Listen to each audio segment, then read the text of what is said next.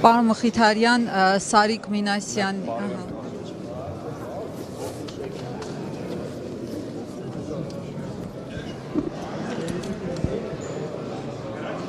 Սարիկ Մինասյանն ասում է, որ իր կանխատեսումները Գյումրիի ընտրություններում իրականացել են, պարզապես մասնակցությունն է չափից դուրս բարձր եղել, ինքը այդքան մասնակցություն չէր սպասում, սրանից կարող ենք եզրակացնել, որ ինքը սպասում էր, որ մենակ ՔՊԻ համակիրները պետք է մասնակցեն, որ 100% ձայն հավաքի։ Դե երևի իրենց հաշվարկը եղել է, որ ընտրությունների բարձր մասնակցությունը ապահովելու են միայն իրենք իրենց բերած մարդկանցով, հատուկ շեշտում եմ բերած, բայց ընտրությունների անսպասելիությունը հենց նրա մեջ է, որ վերջում ստացվում է այն, ինչ որ ստացվում է։ Եթե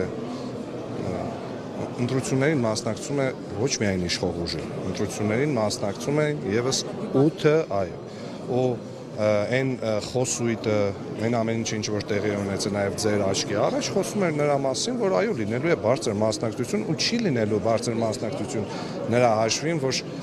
իշխող ուժը գտել է նոր տեխնոլոգիա տեղամաս մարդ բերելու։ Առանց տեխնոլոգիաների ընդդիմությանը ձայն տված մարդիկ եկան, քվեարկեցին եւ այսօր ընդդիմությունը կարողացել է իր քվեներով ճանապարհ հարթել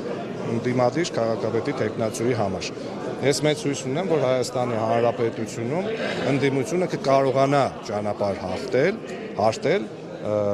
ապագա իշխանափոխության համար, թե ինչ ճանապարհով դա կլինի, դա արդեն այլ հարց է։ Սարիկ Մինասյանն ասաց, որ եթե ինքը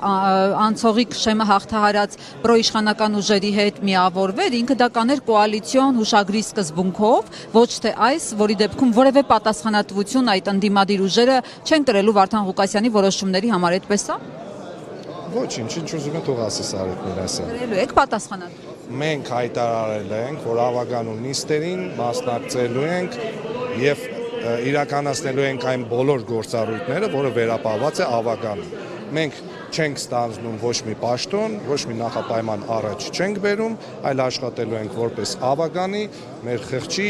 մտոք, մեր ունակությունների ու գիտելիքների մտոք։ Շատ քննադատվեց Վարդան Ղուկասյանի վերջին ճեպազրույցում հայտարարությունը, որ ինքը կողմ է միութենական պետությանը Բելարուսի սկզբունքով, ձեզ ասում են, որ այդ ուժերն էլ փաստորեն միասնական, մեզ ուզում են դարձնել գուբերնիա։ Դուք կոնկրետ ինչ դիրքորոշում ունեք այս հարցում։ Ես կարծում եմ, որ պարոն Ղուկասյանի մասնավոր անձնական կարծիքն է դա եղել եւ ընդդիմության այլ ներկայացուցիչները չեն կարող պատասխանատվություն կրել պարոն Ղուկասյանի անձնական մասնավոր կարծիքի վերաբերյալ, կարծում եմ, որ դուք հիմա հնարավորություն կունենաք նրան այդ հարցը ուղղել։ Իսկ դուք կոնկրետ կողմ եք, որ միութենական պետություն դառնա։ Ես կողմ եմ Հայաստանի Հանրապետության անվտանգ, խաղաղ, զարգացող,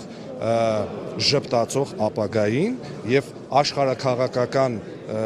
վեկտորների, ուղղվածությունների ու վայրիվերումների մասին կարծում եմ, որ այս բանը խոսելը ժամանակավրեպ է։ Վարդան Ղուկասյանը նախորդ անգամ ձեզ ասաց, հիշում եմ այն երգը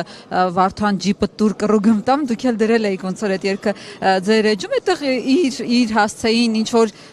վիրավորական կամ հեգնական բան կար դրա համար էր ակնարկում, որ գիտեմ ինչ է կարելի։ Երբևից է իմ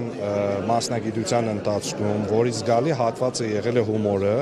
երբեք ոչ մի դեպքում ոչ մեկի հանդեպ վիրավորական ոչ մի բան չի եղել եւ հումորին պետք է վերաբերվել հումորով, պարոն Ղուկասյանը իդեպ այդպես էլ վերաբերվել է, որովհետեւ իր կառավարման հենց առաջի թե երկրորդ տարում էր, երբ որ կար Ծոյիցո Հայաստան հեռուստածրագիրը եւ այդ ծրագրի մեջ առաջի ծրագրի մեջ 3 երգ է եղել Վարդան Ղուկասյանի, Ֆելիքս Փիրումյանի, իդեպ այդ ջիպը տուր կռուգում տամ, իրականում վերաբերվում էր Ֆելիքս Փիրումյանին, ով այն ժամանակվա մարզպետն էր։ Եվ կարծեմ երրորդ երգը Սերժ Սարգսյանի մասին էր,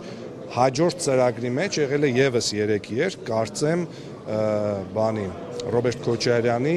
Պուտինի ու Հռոմի պապի մասին։ Այնպես որ այդ ժամանակահատվածում այն գործով, որով որ մենք զբաղվել ենք, որով ուրախություն ենք դարձյալ բերել Հայաստանի Հանրապետության հեռուստադիտողին ու գյումրեցի հեռուստադիտողներին մասնավորապես, որովհետև այդ ժամանակ այնպես է ստացվել, որ նկարանումները, որ վերջացնում ենք, շատ հաճախ տուն էի գնում այն ժամին, երբ որ մեր ծրագրի եթերն էր։ Ու ես Գյումրիի